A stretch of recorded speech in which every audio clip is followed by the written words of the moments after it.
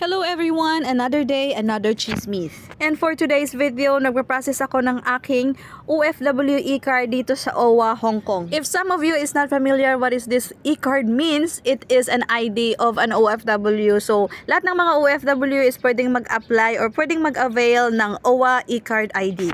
Well, what's the usage of this ID? It is the primary ID for OWA transactions. Like the scholarship program, the OFW balikbayan assistance, or what is that called, something. So everything, like all the benefits of an OFW, magagamit mo tong ID na ito dahil ito lang yung ipakita mo na proof na you are an OFW worker before or currently you are an OFW worker. But if you don't have ID, there's no problem too. Kasi nasa system naman yan kahit na wala kang ID. But you know, alam naman natin na Filipino likes ID. So since nga na April 6, 2025 blessing dito sa OWA, Hong Kong, and nagpunta dito yung administrator ng Hong Kong, which is si Sir Arnel Ignacio, and dinalangan niya yung machine for IDs.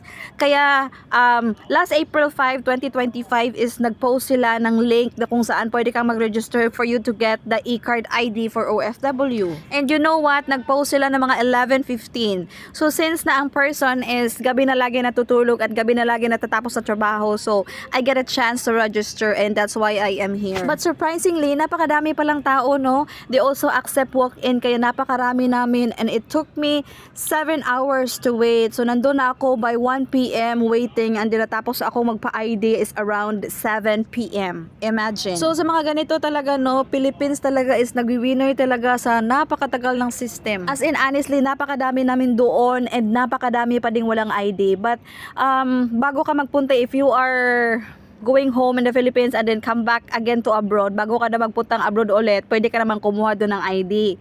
Pero since na nga na maraming hindi alam at maraming hindi syempre makakuha ka lang doon once na you come early to the airport.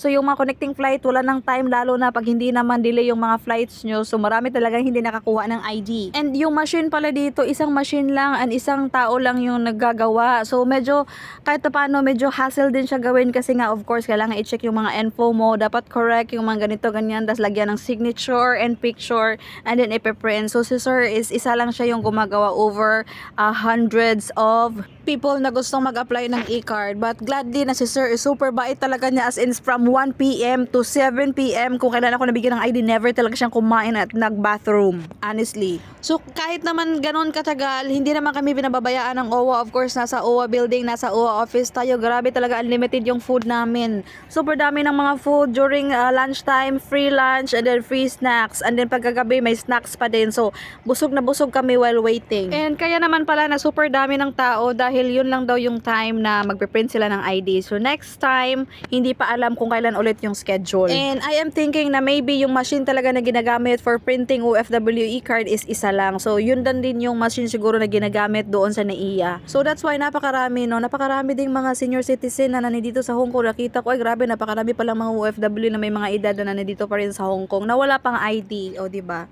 So baka yung ID ngayon lang yan. So of course, excited tayo sa ating ID, no? Dahil proof yan na isa kang OFW, di ba? Meron tayong proof dahil yung ID natin. But yung ID is merong expiry after 2 years. And yun lang. Thank you for watching.